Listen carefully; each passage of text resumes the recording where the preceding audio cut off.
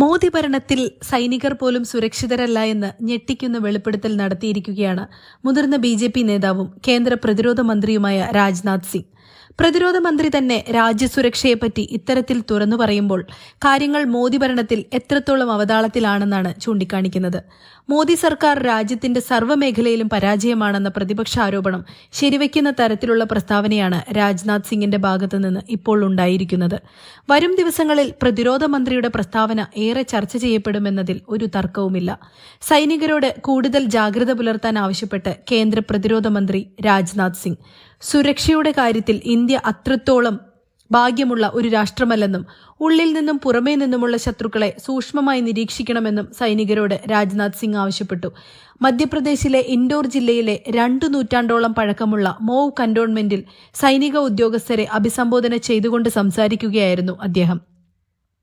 ആഭ്യന്തര രംഗത്തും നമ്മൾ വെല്ലുവിളികൾ നേരിടുന്നു. ഈ പശ്ചാത്തലത്തിൽ നമുക്ക് നിശബ്ദരായി ആശങ്കയില്ലാതെ ഇരിക്കാൻ കഴിയില്ല.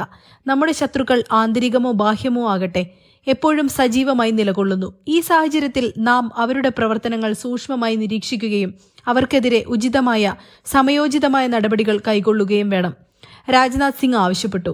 കൂടാതെ 2047 ഭാരതത്തെ വികസിതവും സ്വയം പര്യാപ്തവുമായ രാജ്യമാക്കാൻ സൈന്യത്തിന്റെ പങ്ക് വളരെ നിർണായകമാണെന്നും അദ്ദേഹം കൂട്ടിച്ചേർത്തു. രാജ്യത്തിന്റെ പ്രതിരോധ മന്ത്രി എന്ന നിലയിൽ ഞാൻ നിങ്ങളോട് പറയാൻ ആഗ്രഹിക്കുന്നു, നമ്മൾ എപ്പോഴും ജാഗരൂകരായിരിക്കണം. സമാധാനകാലമെന്ന് പറയുമ്പോഴും നിങ്ങളുടെ പരിശീലനം എന്നെ വല്ലാതെ സ്പർശിച്ചു. ഇത് യുദ്ധത്തിൽ കുറവൊന്നുമല്ല, അദ്ദേഹം പറഞ്ഞു. ഇൻഡോറിൽ നിന്ന് 25 കിലോമീറ്റർ അകലെയുള്ള മോ കന്റോൺമെന്റിൽ 3 പ്രധാന പരിശീലന സ്ഥാപനങ്ങളുണ്ട്.